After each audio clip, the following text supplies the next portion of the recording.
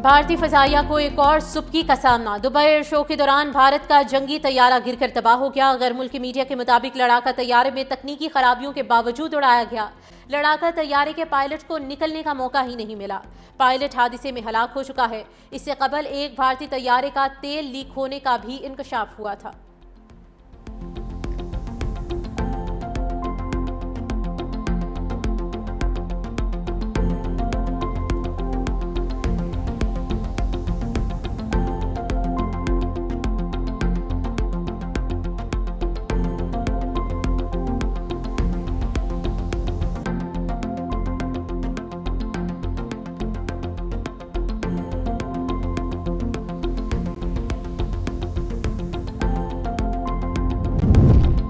فیصل آباد کے علاقے ملی پور میں کیمیکل فیکٹری میں بوائلر دھماکے سے جاں بحق افراد کی تعداد 17 ہو گئی۔ جاں بحق ہونے والوں میں ایک ہی خاندان کے 7 افراد شامل ہیں۔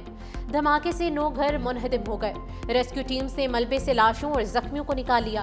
زخمی الائٹ ہسپتال منتقل۔ زخمیوں کی عیادت کے بعد میڈیا سے گفتگو میں ڈپٹی کمشنر نے کہا کہ علاقے میں فیکٹری 25 سال سے موجود تھی۔ ارد گرد گھر بعد میں بنے۔ رہائشی علاقوں میں موجود فیکٹریز صنعتی ایریا میں منتقل کی جائیں گی۔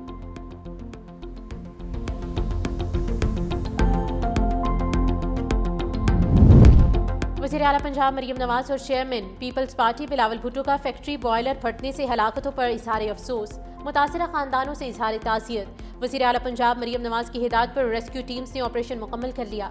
وزیر اعلیٰ پنجاب مریم نواز نے کمشنر فیصل آباد سے سانحے کی رپورٹ طلب کر لی۔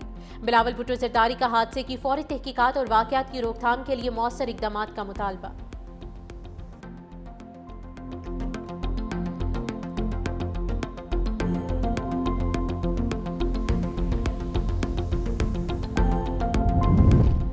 بنوں میں امن کمیٹی کے دفتر پر عسکریت پسندوں کا حملہ۔ عسکریت پسندوں نے رات گئے قاری جلیل کے دفتر پر حملہ کیا۔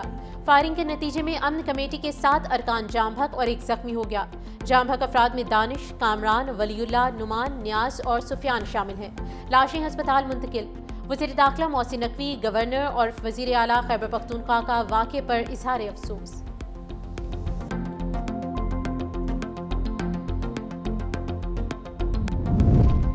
آئین کی تشریح شفافیت، آزادی اور دیانت سے کی جائے گی۔ وفاقی آئینی عدالت کے چیف جسٹس امین الدین خان کا عدالت کے قیام کے بعد پہلا پیغام۔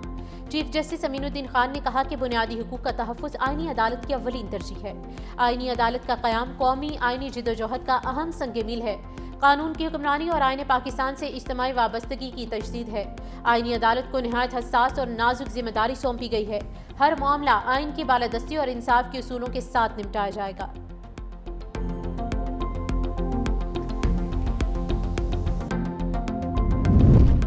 انتخابی ضابطۂ اخلاق کی خلاف ورزی۔ وزیر اعلیٰ خیبر پختونخوا الیکشن کمیشن کے سامنے پیش نہ ہوئے۔ چیف الیکشن کمشنر سکندر سلطان راجہ کی سربراہی میں 4 رکنی بینچ نے سماعت کی۔ سہیل آفریدی کے وکیل کمیشن کے سامنے پیش ہوئے۔ بولے ایک ہی وقت میں وزیر اعلیٰ کے پی کو 2 جگہ طلب کیا گیا ہے، وہ اجلاس میں مصروف ہیں، حاضری سے استثناء دیا جائے۔ الیکشن کمیشن نے سماعت کے بعد ضابطۂ اخلاق کیس کا فیصلہ محفوظ کر لیا ہے۔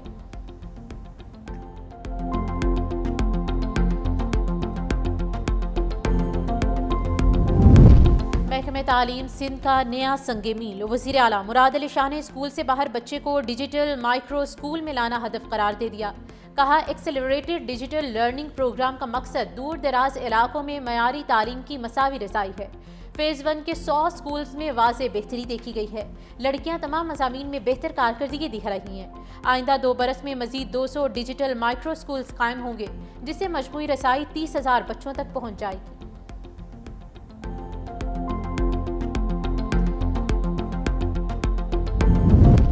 خیبر پختونخوا کابینہ میں توسیع کا فیصلہ۔ نئے وزراء کے لیے مشاورت شروع۔ وزیر اعلیٰ سہیل آفریدی نے قریبی حلقوں اور پارٹی قیادت سے مشاورت کی۔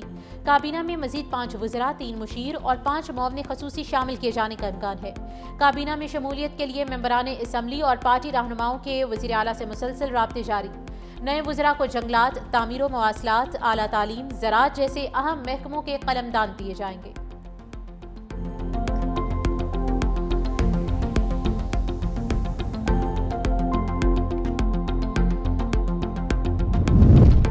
11ویں قومی فائنانس کمیشن کا اجلاس 4 دسمبر کو طلب، صدارت وزیر خزانہ محمد اورنگزیب کریں گے۔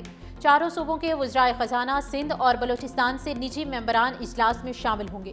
چیئرمین FPR سمیت اہم حکام کو بھی خصوصی دعوت۔ اجلاس میں وفاق اور صوبوں کے درمیان وسائل کا از سر نو جائزہ لیا جائے گا۔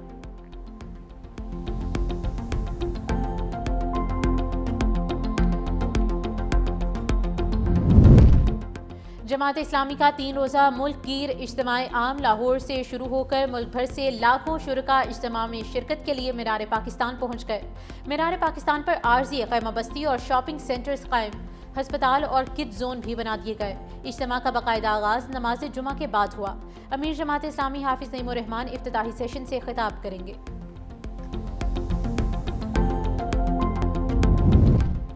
بانی PTI کی بہنوں کے ساتھ بدسلوکی ناقابل قبول ہے۔ وزیر اعلیٰ خیبر پختونخوا سہیل آفریدی نے وزیر اعلیٰ پنجاب مریم نواز کو باضابطہ خط لکھ دیا۔ عدالتی احکامات کے باوجود بانی PTI سے ملاقاتوں میں حال رکاوٹوں پر شدید تحفظات کا اظہار کیا۔ وزیر اعلیٰ KP نے خط میں 4 مطالبات پیش کیے، جن میں عدالتی احکامات پر فوری عمل درآمد، بدسلوکی کے ذمہ داران کے خلاف کارروائی، جیل اور پولیس انتظامیہ کے لیے واضح ہدایات اور ملاقاتوں کے لیے باوقار اور قانونی نظام کی فراہمی شامل ہے۔ سہیل آفریدی نے مزید کہا کہ پنجاب حکومت کو اس معاملے پر فوری ایکشن لینا چاہیے۔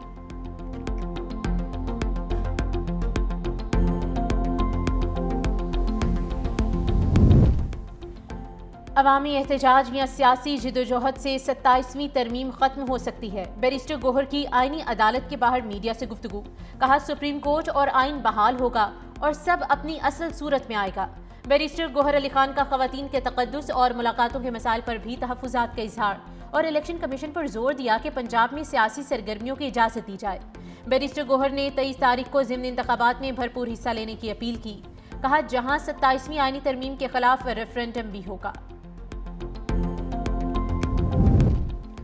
خیبر پختونخوا کابینہ میں توسیع کا فیصلہ، نئے وزراء کے لیے مشاورت شروع۔ وزیر اعلیٰ سہیل آفریدی نے قریبی حلقوں اور پارٹی قیادت سے مشاورت کی۔ کابینہ میں مزید 5 وزراء، 3 مشیر اور 5 معاون خصوصی شامل کیے جانے کا امکان۔ کابینہ میں شمولیت کے لیے ممبران اسمبلی اور پارٹی رہنماؤں کے وزیر اعلیٰ سے مسلسل رابطے۔ KP کابینہ میں اس وقت 10 وزراء، 2 مشیر اور 1 معاون خصوصی شامل ہیں۔ نئے وزراء کو جنگلات، تعمیر و مواصلات، اعلیٰ تعلیم، زراعت جیسے اہم محکموں کے قلمدان دیے جائیں گے۔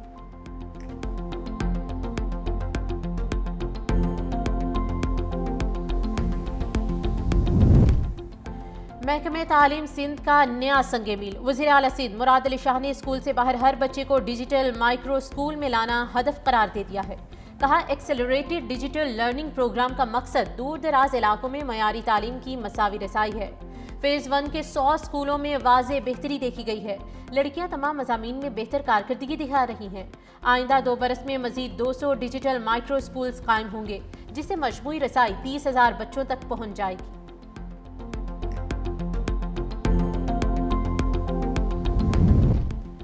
وزیر اعلیٰ پنجاب مریم نواز سے فلپائن کے سفیر ڈاکٹر ایمانوئل آر فرنینڈس سے ملاقات ہوئی۔ سرمایہ کاری، موسمیاتی تبدیلی، دفاعی تعاون اور عوامی روابط پر تفصیلی تبادلہ خیال ہوا۔ فلپائن اور پنجاب کے درمیان اشتراک کار مزید مضبوط کرنے پر اتفاق۔ مریم نواز شریف نے فلپائن کو 2026 کی آسیان چیئرمین شپ پر مبارکباد دی اور فلپائن سرمایہ کاروں کو پنجاب میں سرمایہ کاری کے مکمل مواقع اور سہولیات کی یقین دہانی کرائی۔ کہا دونوں ممالک دفاعی تربیت، انسداد دہشت گردی اور جوائنٹ مشقوں میں تعاون بڑھانے کے لیے تیار ہیں۔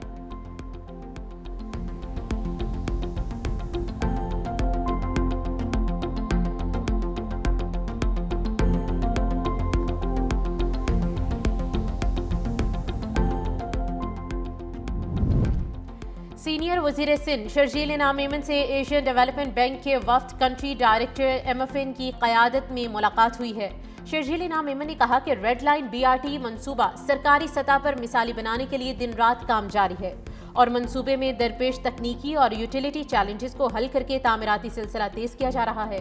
ایشیائی ترقیاتی بینک وفد کا منصوبے کی رفتار اور انتظامی کوششوں پر اطمینان کا اظہار۔ کہا وہ اس منصوبے کو بہترین اور ایوارڈ وننگ منصوبے کے طور پر دیکھنا چاہتے ہیں۔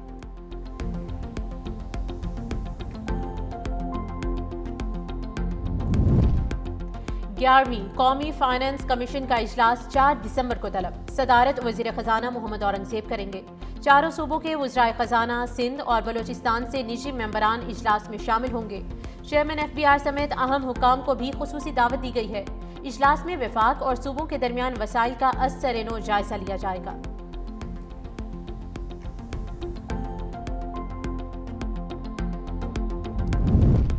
ملک میں ایندھن کی سپلائی چین کی مکمل ڈیجیٹلائزیشن کے اقدامات جاری ہیں۔ اوکھرا کے مطابق بڑی شیئر ہولڈر کمپنیز کا 95% مارکیٹ میں ہوم ورک مکمل ہو چکا ہے۔ زیادہ تر نے اپنا ERP سسٹم انسٹال کر دیا ہے، کچھ انسٹالیشن کے قریب ہیں۔ یہ سسٹمز ٹینک ٹریکرز کے ساتھ اور اوکھرا کے نظام سے منسلک ہوں گی، جس سے سپلائی چین کی مکمل نگرانی ممکن ہو پائے گی۔ اوکھرا نے کہا ہے کہ اس اقدام سے اسمگلنگ اور ملاوٹ کا خاتمہ ہوگا اور شفافیت بڑھے گی۔ چھوٹی آئل مارکیٹنگ کمپنیز کو فوری ڈیجیٹلائزیشن مکمل کرنے کی ہدایت کی گئی ہے۔